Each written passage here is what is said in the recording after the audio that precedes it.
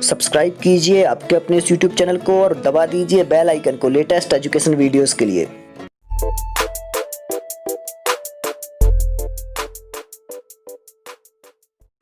नमस्कार साथियों, स्वागत है आप सभी का आपके अपने इस चैनल सुविज्ञा में।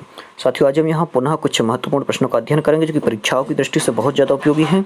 और आज के इस वीडियो में भी बहुत सारे प्रश्न ऐसे होने वाले हैं जो कि आप लोगों के लिए नए रहने वाले हैं, क्योंकि रिपीटेशन यहाँ पर भी हो सकता है, लेकिन प्रश्न जो हैं वो पहले भी पूछे जा चुके हैं, लेकिन कुछ घुमा के अलग अलग परीक्षाओं में प्रश्न होते हैं। तो आप लोगों को अधिक से अधिक प्रश्नों का अभ्यास करना है, जिससे कि आपका अभ्यास और अच्छा हो सके। और आप लोग ये वीडियो अपने मित्रों को भी शेयर करें, जिससे उनके पास भी ये वीडियोस पहुंच जाएं। चलिए शुरू करते हैं। पहला प्रश्न है, रसानुभूति गुण है। रसानुभूति गुण है तो किसका गुण है रसानुभूति? ऑप्शन में गद्य, पद्य, व्याकरण और रचना दिए हुए हैं। तो सीधी सी बात है, पद्य शिक्षण जो है पद्य का प्रमुख गुण होता है। रसानुभूति रस की अनुभूति हो। चलते हैं दूसरे प्रश्न पर। देखो और कहो विधि का प्रयोग होता है। आप लोगों ने देखो और कहो विधि पढ़ी होगी, तो देखो और कहो विधि का प्रयोग होता है कहाँ होता है? वाचन शिक्षण में होता है क्या? लेखन शिक्षण में होता है क्या? पठन शिक्षण में होता है या फिर उच्चारण शिक्षण में होता है? देखिए, देखो और कहो विधि का जो प्रयोग है वो पठन शिक्षण में होता है, क्योंकि देखकर कहना है। तो सीधे सीधे बात है कि वहाँ पर पढ़ने वाली बात आएगी, तो ये जो पठन शिक्षण है ये होगा इसका सही उत्तर। देखो और कहो विधि का प्रयोग कहाँ होता है? पठन शिक्षण में होता है। आगे चलते हैं अगले प्रश्न पर। ऐसी विधि जिसमें मातृभाषा का प्रयोग करना वर्जित है, मतलब कि वह कौन सी विधि है जहाँ पर मातृभाषा में अपन नहीं पढ़ा सकते हैं, मतलब कि टॉपिक जो चल रहा है उसके अलावा कोई भाषा चेंज नहीं कर सकते हैं। तो ऐसा कहाँ पर होता है? ऑप्शन दिए हुए हैं, व्याकरण अनुवाद विधि, तो ये तो है नहीं। समवाय विधि दिया हुआ है, प्रत्यक्ष विधि दिया है और सैनिक विधि दिया है। सैनिक विधि तो कोई होती नहीं है, ऐसे ही दे दिया इन्होंने। लेकिन प्रत्यक्ष विधि एक ऐसी विधि है जहाँ पर आप जिस भाषा में पढ़ा रहे हैं उसी भाषा में आपको पढ़ाना पड़ेगा। आप अलग से कोई भाषा फिर चेंज नहीं कर सकते हैं या फिर अपनी मातृभाषा में वहाँ पर नहीं पढ़ा सकते हैं। चलिए अगले प्रश्न पर चलते हैं। व्याकरण शिक्षण की उपर्युक्त विधि है। देखिए, यहाँ पर आप लोगों को उपर्युक्त विधि व्याकरण शिक्षण की बताना है। तो वैसे तो यदि देखा जाए तो आगमन विधि व्याकरण शिक्षण की प्रमुख विधि दी जाती है, लेकिन यदि जब आगमन और निगमन दोनों ऑप्शन में हों तो फिर ये उत्तर सही होता है। और ये CTT के एग्ज़ाम में भी ये पूछा गया था, तो यही बोर्ड ने ये ऑप्शन सही माना है। तो सही क्या रहेगा? आगमन निगमन जो है यहाँ पर अपना ऑप्शन सही होगा। व्याकरण शिक्षण की जब भी बात आती है तो दोनों जो विधियाँ हैं एक साथ जब होंगी तो ये श्रेष्ठ विधि मानी जाएगी। वैसे अपन आगमन और निगमन, मतलब यदि ऑप्शन में ऐसे आते हैं दोनों, तो फिर आगमन पर अपन को टिक करना है। चलिए अगले प्रश्न पर चलते हैं। दिया हुआ है, साहचर्य विधि को किस नाम से जाना जाता है?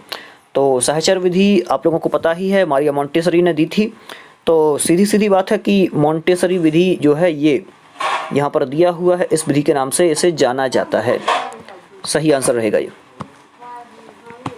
आगे चलते हैं अगले प्रश्न पर। दिया हुआ है, समाजीकृत अभिव्यक्ति विधि के जनक हैं। देखिए, समाजीकृत अभिव्यक्ति विधि के जनक कौन हैं ये आपको बताना है। ऑप्शन दिए हुए हैं, हर्बर्टसन, जॉन डार्ले, ब्रूनट या फिर टाइडमैन। तो कौन है समाजीकृत अभिव्यक्ति विधि के जनक? सही उत्तर क्या रहेगा? हर्बर्टसन जो हैं ये समाजीकृत अभिव्यक्ति विधि के जनक हैं, ये रहेगा इसका सही उत्तर।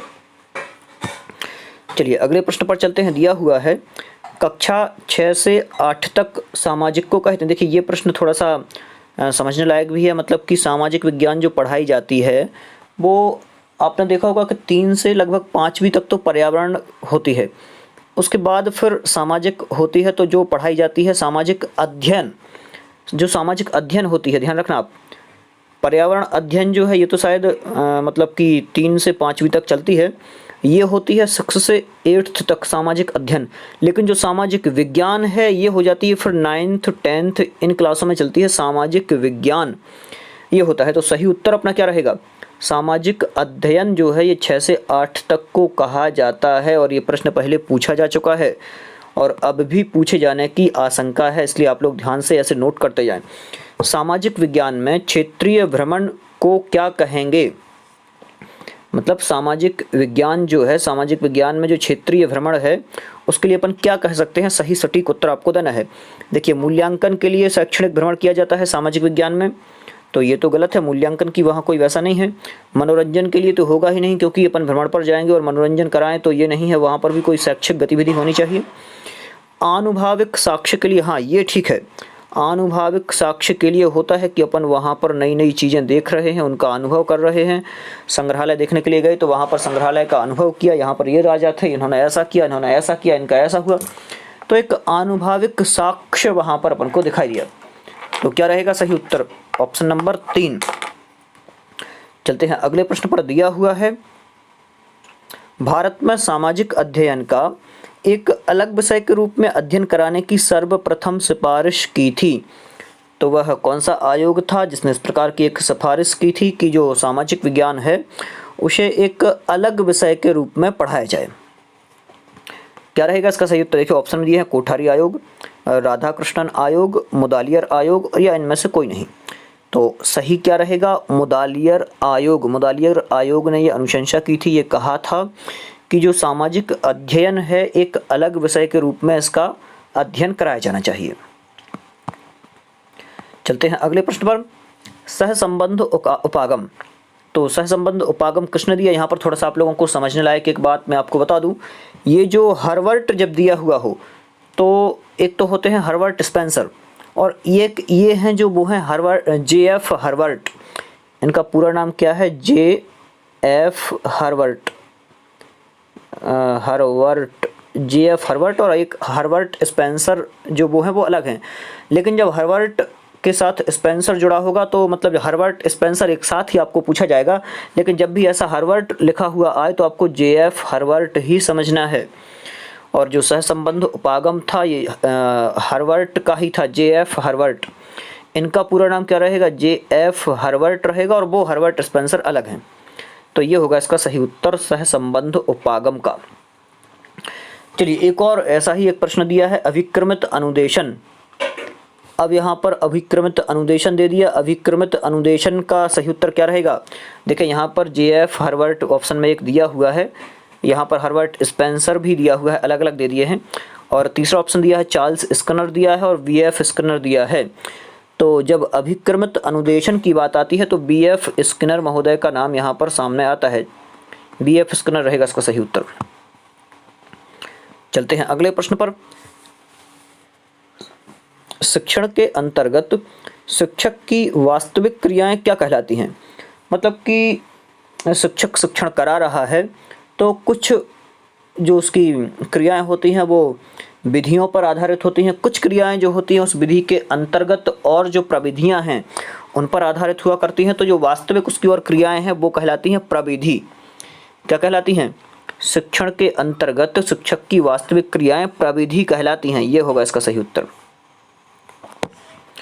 चलते हैं अगले प्रश्न पर। ओवरहेड प्रोजेक्ट में प्रयुक्त किया जाता है, देखिए ओवरहेड प्रोजेक्टर की यदि बात की जाए तो ओवरहेड प्रोजेक्टर में ऐसा ही होता है, आप लोगों ने जो एक टॉर्च देखी हो वो 10, 12, 15 रुपए की एक टॉर्च आती है जिसमें अपन एक लेंस लगा देते हैं तो बहुत लंबे दूर तक उसका फॉक्स बनता है, तो वही है ओवरहेड प्रोजेक्टर, मतलब कि ट्रांसपेरेंसी होती है उसमें, ट्रांसपेरेंसी, ये होगा इसका सही उत्तर। कोई कांच या फिर किसी के ऊपर अपन ने कुछ बनाया और फिर उसको उसके सामने रख दिया तो वो दीवार पर एक चित्र बनाता है प्रोजेक्टर, तो उसे अपन ओवरहेड प्रोजेक्टर समझते हैं। और ये ट्रांसपेरेंसी जो है इसका, ये रहेगा इसका सही उत्तर।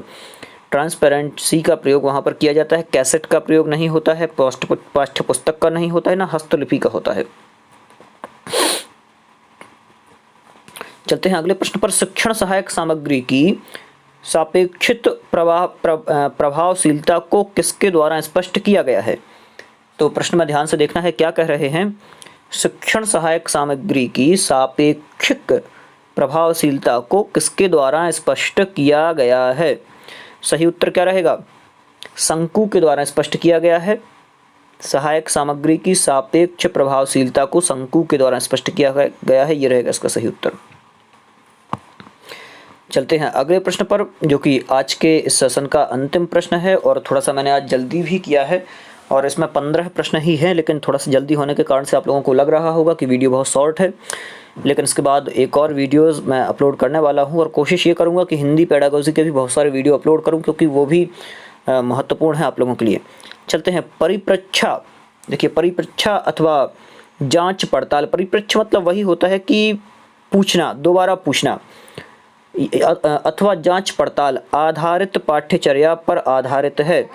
तो परिप्रेक्ष्य अथवा जांच पड़ताल पर जो आधारित पाठ्यचर्या है, ये किस पर आधारित है? तो ये खोज परक तर्कणा पर आधारित है। सीधा सीधा उत्तर आपको बता देता हूँ, ये खोज परक तर्कणा पर आधारित है, क्योंकि खोज से आपको समझ लेना है, जहाँ जांच पड़ताल होगी वहाँ खोज परक कार्य होंगे।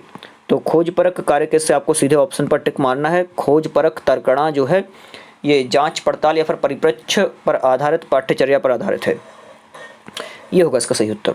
तो आज के लिए इतना ही। आप लोग ये वीडियोस अपने मित्रों को भी शेयर करें, और आप भी यदि चैनल से नए जुड़े हों तो चैनल को सब्सक्राइब कर दें और अधिक से अधिक अपने मित्रों को शेयर करें। मैं यही मानता हूं कि यदि आप लोगों को कुछ नया मिल रहा हो तो आपसे निवेदन मेरा यही रहेगा कि आप लोग टेलीग्राम, फेसबुक और व्हाट्सएप के जितने भी ग्रुप हों आपके, उन सारे ग्रुप्स में ये वीडियो शेयर करें, जिससे उनके पास भी ये वीडियो पहुँच जाए। बहुत बहुत धन्यवाद आप सभी का।